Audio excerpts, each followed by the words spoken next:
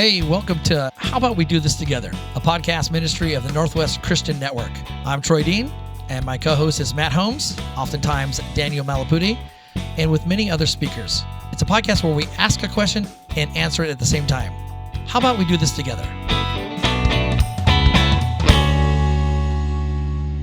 Hey everybody, welcome to another episode of How About We Do This Together, a podcast of the Northwest Christian Convention.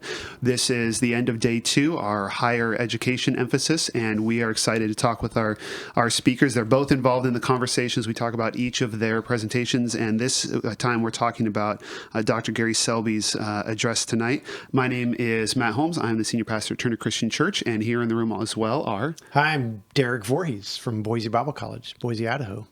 You're going to make me say it again, aren't you? I serve as the president, by the way, at Awesome. the college. Awesome. That's where you're getting Derek is genuinely humble, so it hurts him probably to say that. My name is Troy Dean. I'm the campus pastor and a professor at Bushnell University. And I'm Gary Selby, and I'm a professor of ministry at Emmanuel Christian Seminary at Milligan University in Johnson City, Tennessee.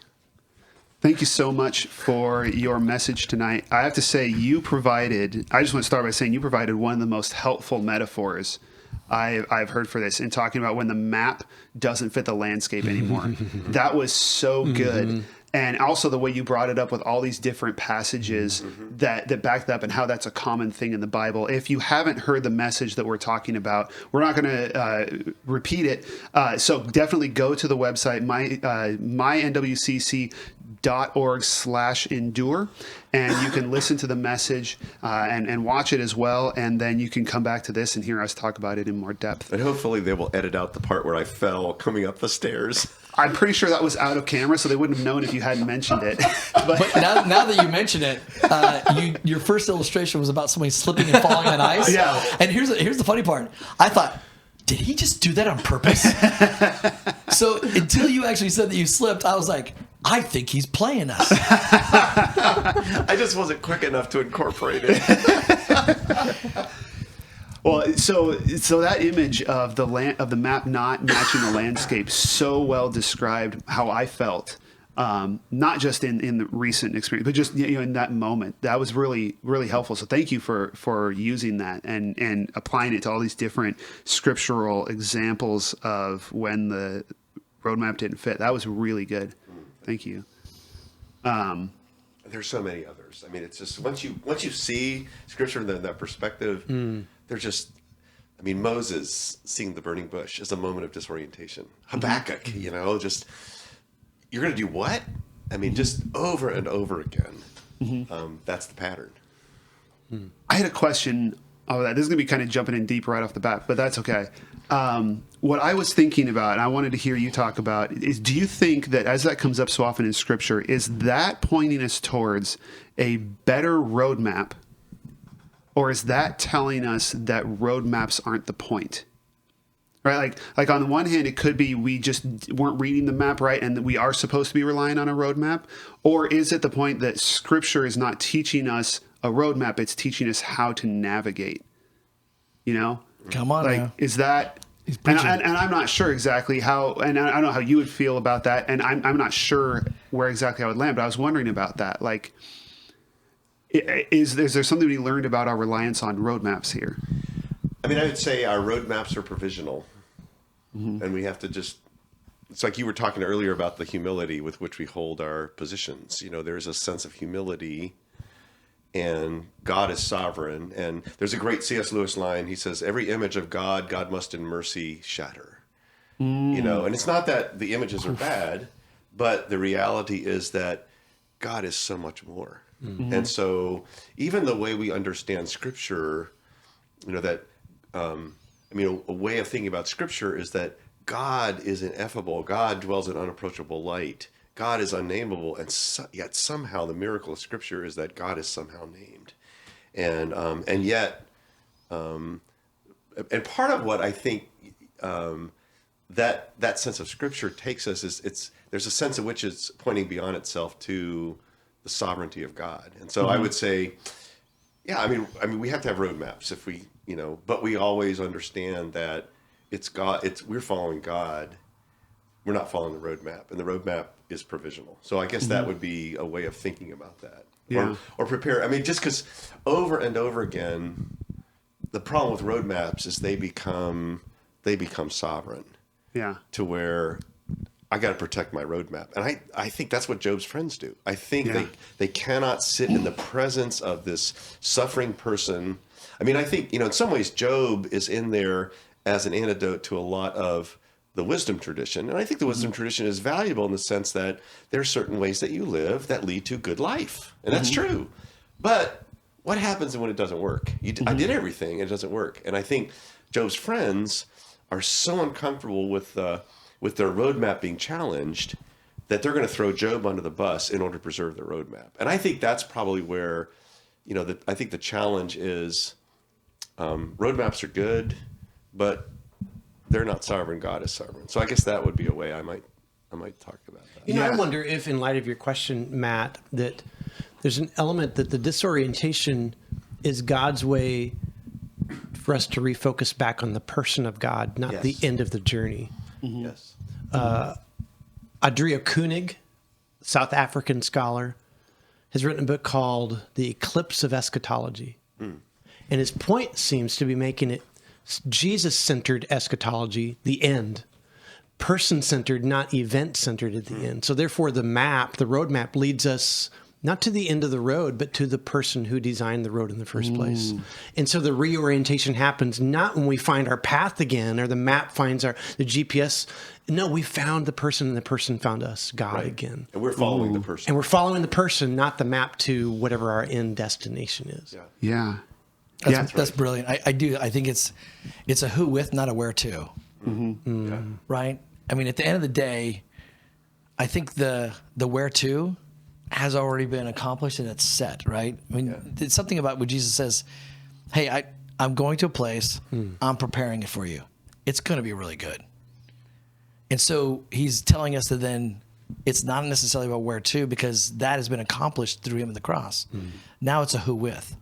Now, again, there's probably a lot of little like W where to's in our life, right? Sure. Right? This job, that place, this place. I mean, but at the end of the day, it still has to be about the who with. Yeah. And I think that also challenges our idea of a ticket to heaven. So is that the discipline word in Hebrews, Gary, you're getting at when you're talking about that tonight? That God disciplines us to refocus back on him? That there actually is a refining and a reorienting back to the person of God. And so he does that to shatter the idolatrous image that we've created in this roadmap?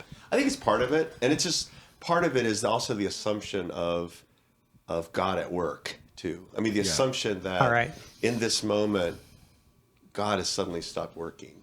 And to say, no. God is doing God's best work in this moment. Great point. So I think that's part of what it's, and I mean, refocusing on God is certainly part of that, definitely. You slapped me right between the eyes when you said that assumption, God can only work when I'm in control. Yeah. And when I'm up, is that what you said? When I'm up and when I'm in control. And when you expose that is so incredibly self-centered, but it is exactly how I feel. Somehow God is out of control because I'm out of control. That is so absurd on a logical level, and yet it is so quickly where I go. So that's where I feel blessed, i.e. when I'm on the high, but there's a blessing in the disorientation. Yes. Because he's with. The blessing is his withness. Yes. And the challenge is, can we sit in that? Yeah. Because what we want to do, and I do this when I'm in those moments, I want out. I want to go back to whatever it was that made me feel in control. And the challenge is, can I take a breath and sit in it? Yeah. In the way Job had to, for example. It occurs to me the amount of time in the scriptural narrative that God's people are on top and doing things well are very, very narrow. Yeah. Right? And it's usually right before a fall. Yeah. I mean, it's amazing. Like when they're at their best, they seem to be like politically or in power senses or they seem to be at the bottom, and that's when they do their best work. And it's when they get to the top that they really struggle. Yes. One of my favorite. I love the book of Nehemiah, and it's like as a preacher, this was always kind of my I wanted to live in Nehemiah 12. where he's sort of like, they've reformed everything, they've built the wall, they've kind of made this covenant together where they said, I know our forefathers screwed up, but we're going to get it right this time. And we all line up and we're all going to sign it. We're all going to sign the pledge, and Nehemiah, as I envision it, gets on his horse and rides out into the sunset. And then you have Nehemiah 13, and the NIV calls it like Nehemiah's final reforms. But it's not like it's like he left town, all hell broke loose. He came back. I didn't even get out of town before he started violating this stuff, and that's where the book ends. Yeah. Yeah. Okay, so this is what I've been struggling with lately. Also, are we basically have to teach people to be comfortable with paradox, or else you can't follow Jesus? Yeah. Yeah. Because here, no, let me work this out a little bit, okay? So, because the challenge for me is there's a bunch of people who live very black and white lives, and they have their boxes well drawn, and it's not necessarily because they are like trying to figure out. They're not like these big ogre people who are like trying to put everything into a box. Like that's just they're the way their brain works, the way they see life. They're very practical people. They're very practiced people. This bolt fits in this spot, and I've learned how to do that. And so I don't in no way, shape, or form do I want to say anything to them other than you are amazing. You're made in the image of God, and come work for me. But here's the deal, though, right? For that kind of person, for me to basically demand on some level, and I'm not saying me, but in what we're trying to teach, you have to feel absolutely comfortable in the fact that it's never going to be perfect. And at the end of the day, like it's going to be probably some level of mystery that you just cannot figure out. Mm-hmm. Or else you're going to wreck it. Mm-hmm. You know what I'm going? The pastor in me wants to say, no, I don't have to teach people to be mystics. I like being a mystic, by the way. I'm part monk. So, like, at the end of the day, like, I feel like that, and that's a part of it. Maybe it's learned. I think it's definitely practiced. Sure. And it may be but at the end of the day, but it could be too, also some kind of my own wiring. So that's why I'm struggling today. I'm like, do I need to go to that person and say, you got to be comfortable with paradox, or else following Jesus is going to constantly wreck you?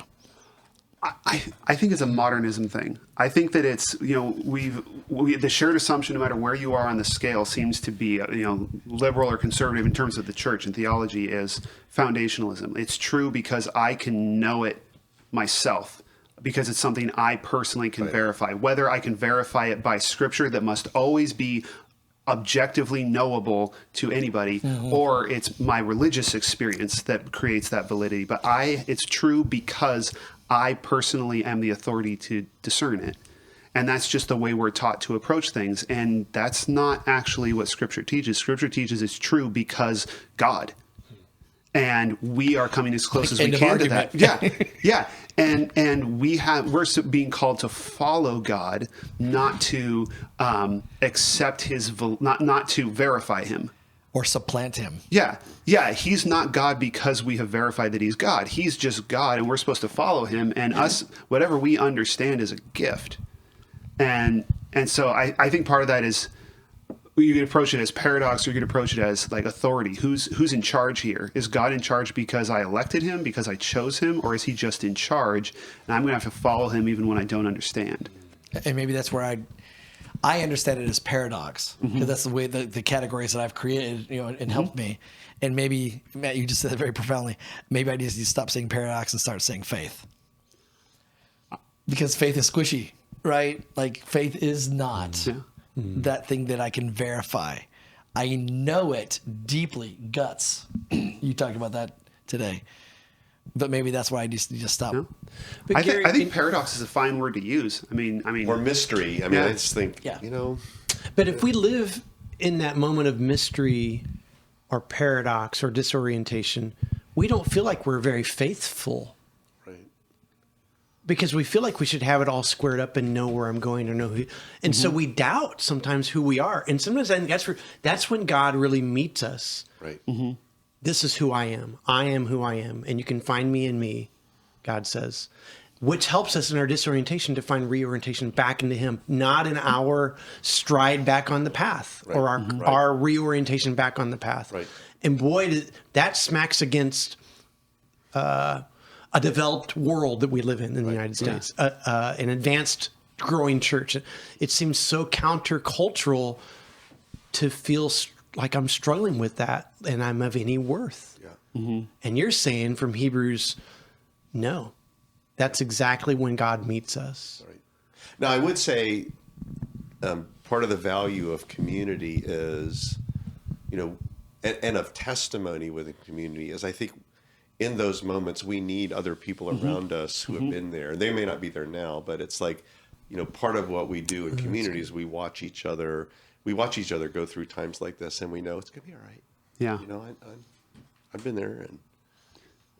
Yeah, that's the testimony of those who have been through multiple disorientations, right? And found God that holds those two pieces together.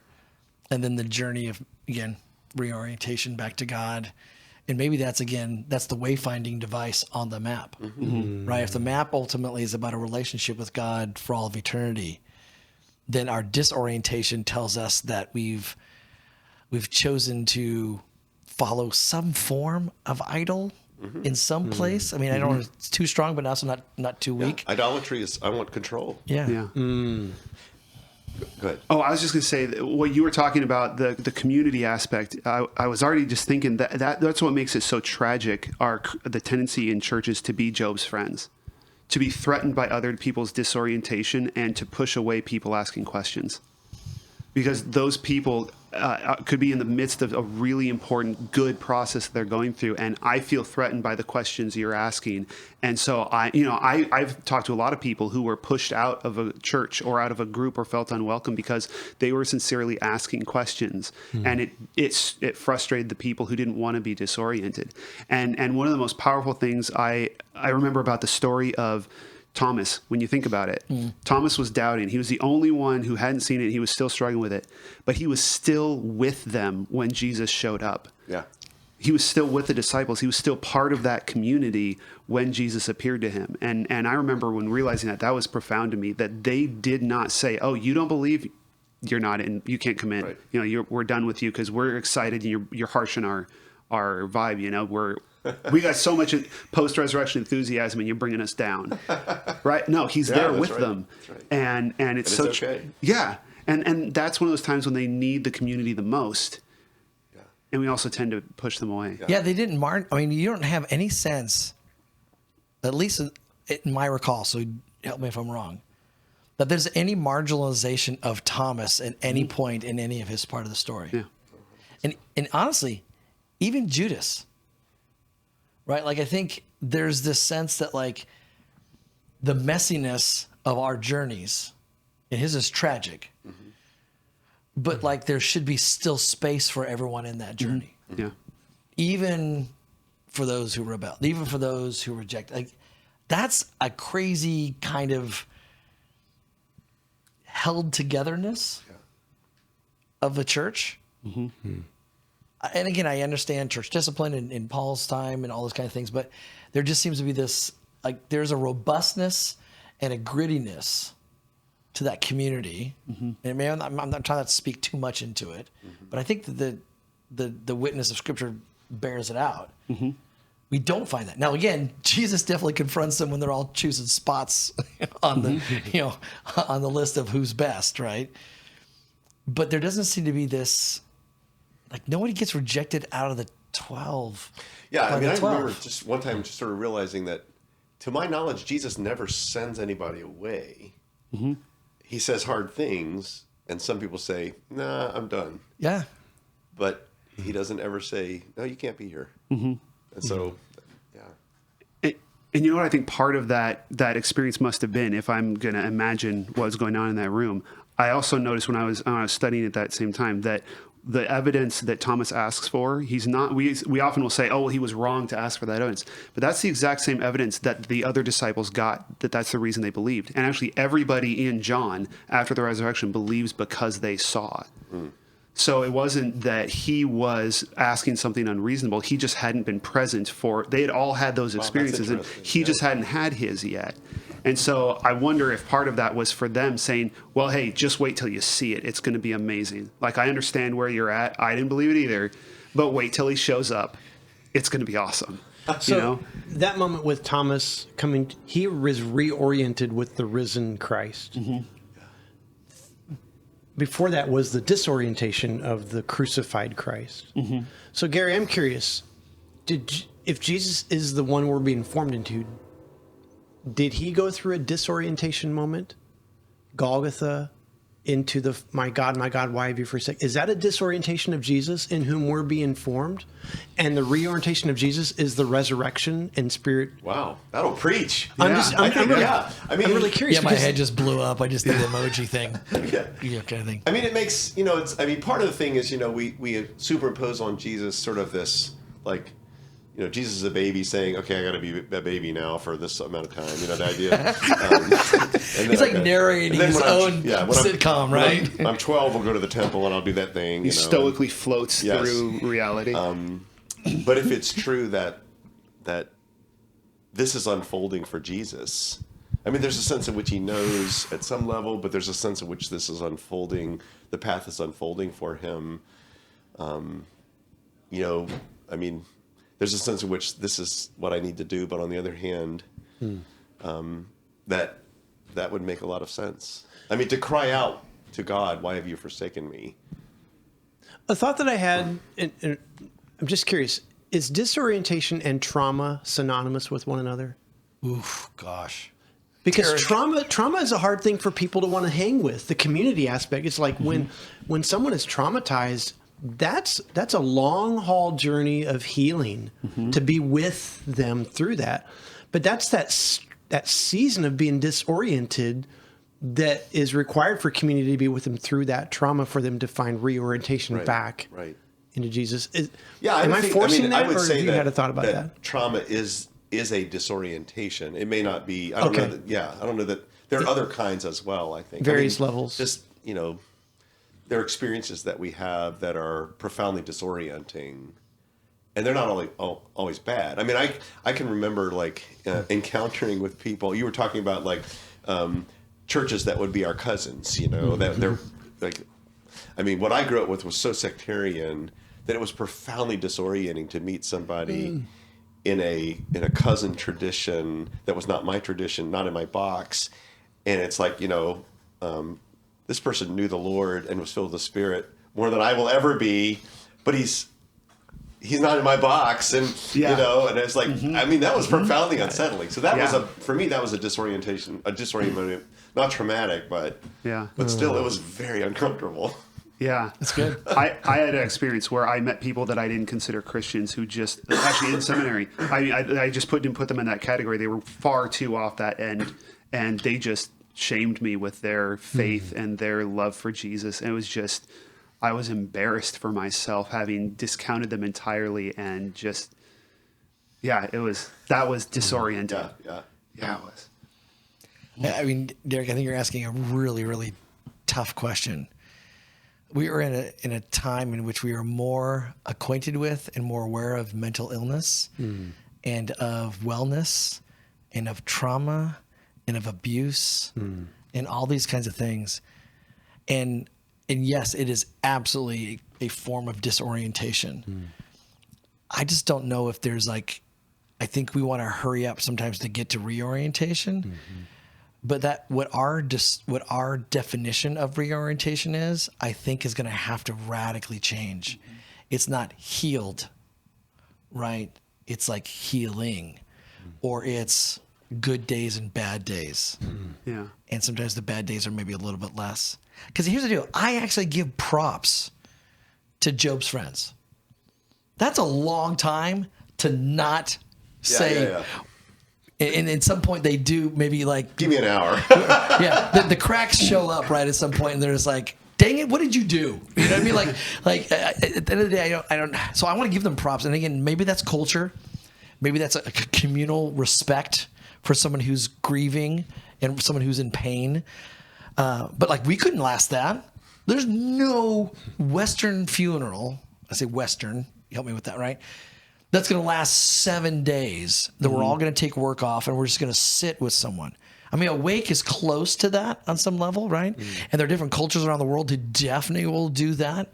I mean, weeks and even a month of mourning. man, you graveside, I feel uncomfortable, right? Can we hurry up? So again, I think I want to give them props, but then again, I think the guts show up again, right? That they want to.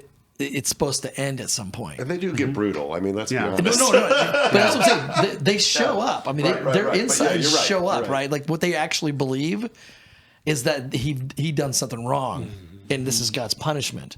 So just fess up, and God will help you be reoriented, that kind of thing. And the reorientation for Job isn't through his community. It's when God shows up and says, "Have you done this? Have you?" So the In a re-encounter tornado. back to the person of God becomes Job's reorientation point. Yes. I love it Yeah. that Job, I mean, in some ways, all of Job's speeches are, in a way, asking questions that never get answered. Yeah. But he gets God. Yeah. So that's enough. Okay, could we say that Jonah is a lesson in non-reorientation? Well, Like it's interesting he's because stuck in disorientation. Yeah. and it ends with a question. I mean, it's like, isn't that a great way to? I mean, rhetorically, it ends with a question. Should I not? But God says that to Jonah. Yeah. He's still stuck, right? So again, I think you can get stuck in disorientation. Well, and I mean, I guess I would see that as, the rhetorical form of the book of Jonah, kind of as a drama, pulls the audience into disorientation and Yep. leaves them stuck with the question. And Yeah. I would say that has the potential. The fact that Job stays in disorientation has the potential. Jonah has the potential to yank them into a new orientation. As the reader, absolutely. Right. But you're right. But the character himself is actually stuck in disorientation.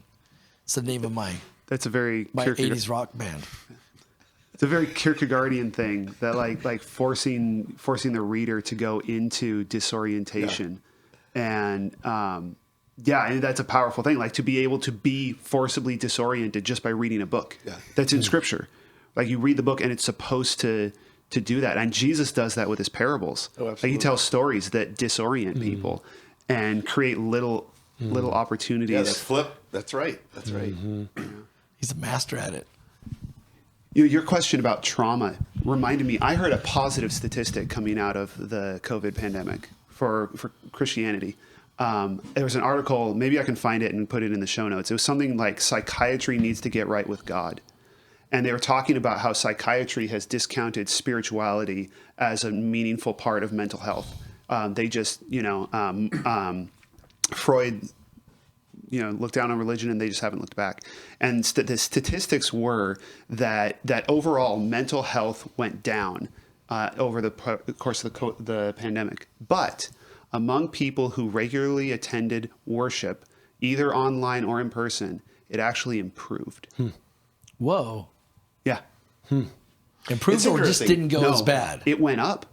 Interesting. People reporting levels of mental stability, mental health, it actually went, it was like a few percentage points, but it went down otherwise, and it went up with people. I'm pretty sure I'm remembering that right. But it was, and it was, then they were saying, we have to take this seriously, that there is some role that engagement with God and engagement with others plays in mental health that we're not. It's interesting. There's a school of work in with veterans who have suffered post-traumatic stress syndrome that are emphasizing that it's not just psychology. It's not just sort of like a systematic desensitization to the stimulus of memory. It's actually there's something deeper called moral injury. So there is actually, it's interesting. There are folks who are working with that particular population who are emphasizing, that there's something going on by way of moral injury that you have been a part of that you need healing. And so it is interesting because there are some schools that are saying, but maybe not. Maybe there is more to this than just some psychological function. Yeah. I mean, there's just so many. My notes are like copious in the things that. I love this phrase you had. We want out of the fog. Yeah. I mean, we just almost do anything to get out of the fog. Yeah. That's how we escape. It's how we medicate. It's how we, all these different kinds of things. We just can't sit in the disequilibrium. Right. And so again, and I think that's the reason why we have so many people who again move toward and take up, bad practices, unhealthy things, and all this kind of stuff because we don't have a capacity for the fog. And so again, I think that's where the phrase in higher ed that is absolutely like radio play on the epic level. There's two words that are like, and again, I like the words, but I'm just like, oh my gosh, you just can't solve everything by saying we need people to be more gritty and we want to help them flourish. Like literally, it's like all the language of these two things. Again, and I'm not against those principles and those ideas. We just keep using the words. And then sometimes you just can't like magically say, we need more gritty people and, become more persistent, and, more able to adapt easier or whatever else. And then we want you to flourish. Again, those are right things. And I think they are actually part of our process of following God. Endurance, grittiness, right?